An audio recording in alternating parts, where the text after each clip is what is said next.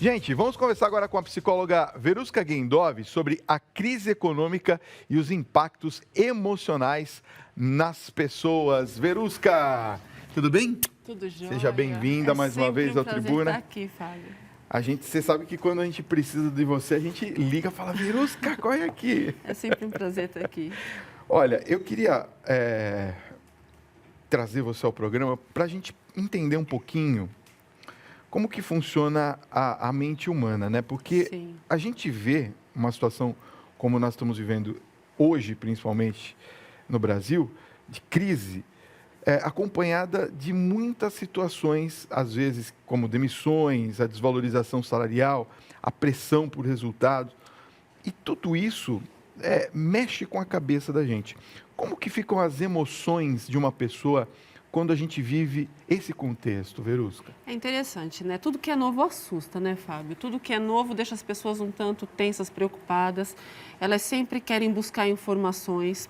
Então, nós vivemos dois momentos diferentes dentro da cabeça humana. Aquela pessoa que, de repente, não apresenta nenhuma alteração emocional, mas se sente impactada com as informações que são diferentes daquilo do que ela vivencia todos os dias.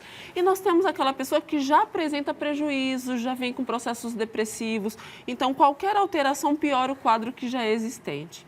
Então, quando você pensa em viver uma crise, seja econômica ou social de alguma forma, você cria um impacto emocional muito forte. As pessoas começam a agir por imitação, elas começam a perceber o movimento das pessoas e começam a se contaminar com aquilo. Você falou no início do programa algo muito interessante, né? Uma pessoa comprando várias garrafas de óleo, o que vai fazer com esse óleo? Tudo isso é contaminação de comportamento, bate o desespero, elas têm um bloqueio temporário cognitivo, então elas começam a fazer algo de forma mecânica, imitando aqueles outros que estão fazendo. Então, chegam no supermercado, se alguém estiver pegando um monte de garrafas de óleo, ela vai pegar por imitação. Entendi. Mas ela precisa, né? Então, é interessante esse tema, porque toda essa insegurança social e econômica que o Brasil está passando exatamente nessa semana por conta da greve, fez com que muita gente entrasse em processos de alteração emocionais bem sérios. E é curioso como as situações externas mexem com o processo interno. Então, isso faz com que cada um em casa comece a refletir, né? O que está acontecendo com cada um para que se sintam tão inseguros com a situação vigente. Eu queria te perguntar, você falou sobre a questão da imitação, né? Uma pessoa vê uma coisa e faz igualzinha. Fala, você já foi no supermercado para comprar? Sim. Porque a gente tem que estocar, né? Agora não vai ter mais nada aqui. Aí vê aquelas notícias do CEAGESP, que não tem abastecimento, aí começa a entrar em pânico e em desespero. Eu queria saber, por exemplo, dessa situação que está acontecendo no país hoje, dessa questão da greve. As pessoas ainda acabam se solidarizando umas com as outras, ou é somente esse sentimento de desespero que bate nas pessoas? Porque nas redes sociais a gente fica um pouco assustado, né? Sim. Com os fake news, né? As informações que vão Sim. tomando uma velocidade muito grande. E a curiosidade das pessoas faz com que elas busquem muitas informações. Exatamente. Né? É claro que quando você vivencia uma crise, a primeira coisa que vem emergencialmente é a sua sobrevivência.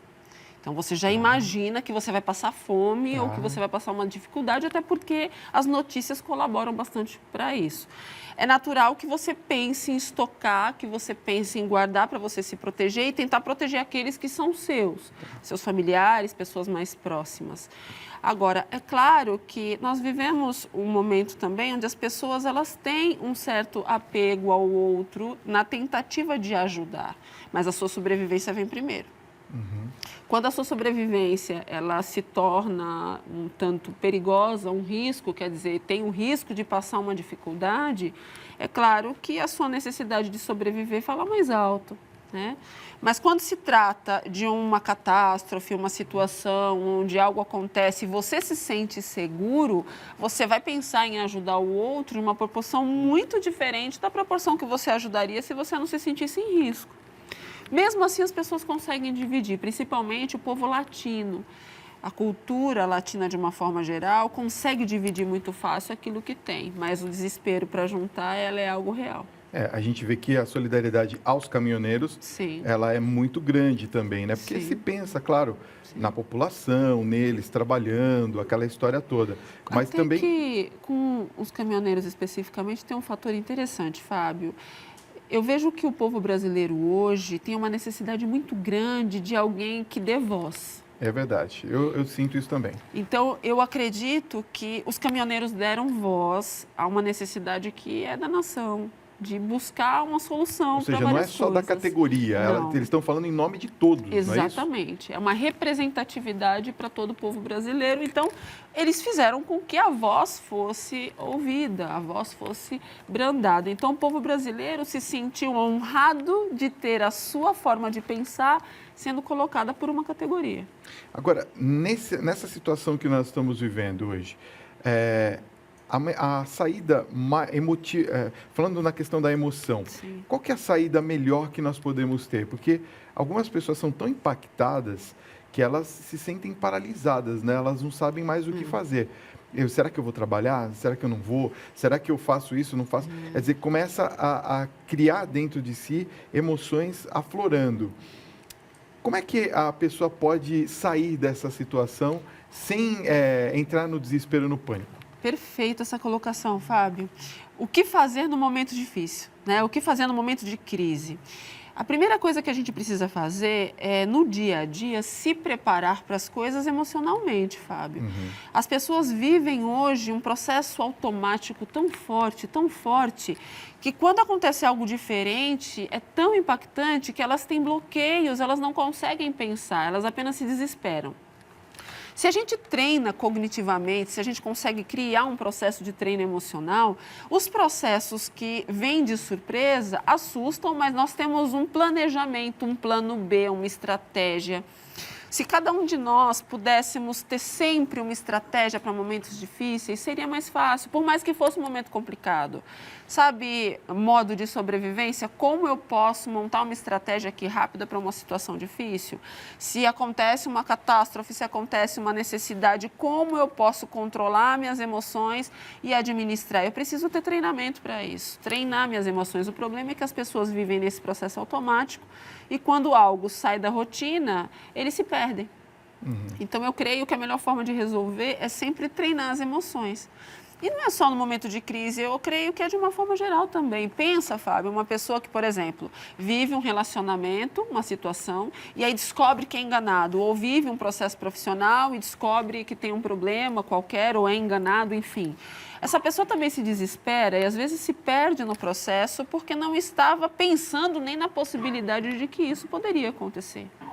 Então, o que eu peço para quem está em casa, para quem vive esse momento também, como o povo brasileiro está vivendo, que cada um veja a sua situação e crie processos de planejamento que possam ajudar dentro da sua necessidade, para que você não se perca e acabe fazendo coisas que não vão te ajudar.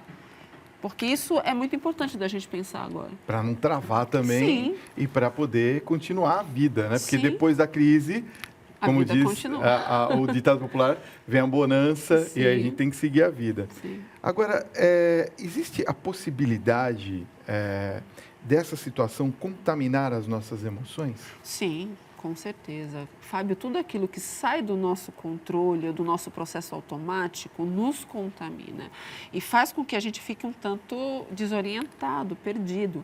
Parece que a gente sempre fica esperando ser avisado das coisas. Só que catástrofe, gente, não é avisada, crises não são avisadas, processos imediatos não são avisados. Ninguém vai avisar você que vai trazer um problema, ou que vai puxar o seu tapete, ou que vai te enganar no dia a dia. Ninguém faz isso. Então, o que a gente tem que pensar é que sempre tem o lado positivo e negativo da vida, sempre tem os processos bons e ruins.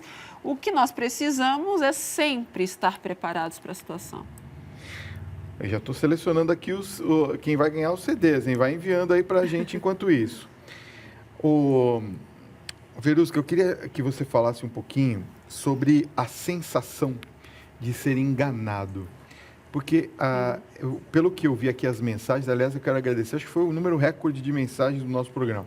Nós estamos atualmente com 18.019 mensagens no WhatsApp. Não sei como não travou ainda, né? Estamos com 18 mil mensagens. E a maior parte delas me parece que as pessoas estão se sentindo enganadas. Sim. Ou pela situação, ou pelo governo, enfim, são N os fatores. Quando a pessoa passa essa crise e se sente enganada, é um gatilho para depressão, para outras coisas que a pessoa pode viver, Verusca? Quando a gente cria um processo interno de que sempre as pessoas são boas, sempre tudo vai ser perfeito, e a gente não tem essa percepção tão imediata de que algo pode ser ruim, quando a gente se dá conta de que as pessoas também podem ser ruins, que a situação pode ser complicada, elas criam um gasto, Fábio, tão grande no cérebro, principalmente de hormônios do humor, que elas podem sim desenvolver depressão, síndrome do pânico, processos de ansiedade. Especificamente pensando a crise, eu percebi nesses 4, 5 dias de paralisação um certo crescimento, uma certa ansiedade, um crescimento de ansiedade tão agudo nas pessoas. As pessoas corriam pelas ruas, ou então se trancavam e não saíam com medo. E começaram a ter comportamentos de ansiedade muito fortes, de querer buscar todas as informações, de pensar o que fazer, de sair correndo para supermercados. Então, todos esses processos, eles são resultados de um gasto mental muito forte. E quando a gente gasta muita química no nosso cérebro, a gente começa a ter problemas com a nossa formatação ou com a nossa criação química ou distribuição dessa química. Isso faz com que a gente entre em processos emocionais alterados. Você sabe da estatística? Não. 42% da capital de São Paulo, antes da greve, já eram ansiosas. Imagina agora. Nossa, 42%? 42% da população... Quase metade da população. Sofrem de ansiedade aguda. Verusca, obrigado por você ter vindo. Eu que agradeço. Foi muito bom o nosso papo. Eu acho que você ajudou muitas pessoas. Eu quero passar as redes sociais da doutora. O YouTube, aliás, tem vídeos muito legais sobre diversos temas, né, doutora? É DRA Verusca, com K, tá bom? Copie como está aqui no vídeo. Bate uma fotinho, depois você procura lá no YouTube. E o WhatsApp, olha, você quer mandar uma mensagem para a doutora? Direto, ela responde para você. 11 São Paulo, esse é o WhatsApp da doutora. 98249 0073. 98249 0073, certo? Obrigado, doutora. É sempre bom. E quem mandar mensagens, vai ser um prazer poder responder. Prazer é tê-la sempre aqui com a gente. Obrigado por ter vindo, viu? Fica aqui que tem música boa.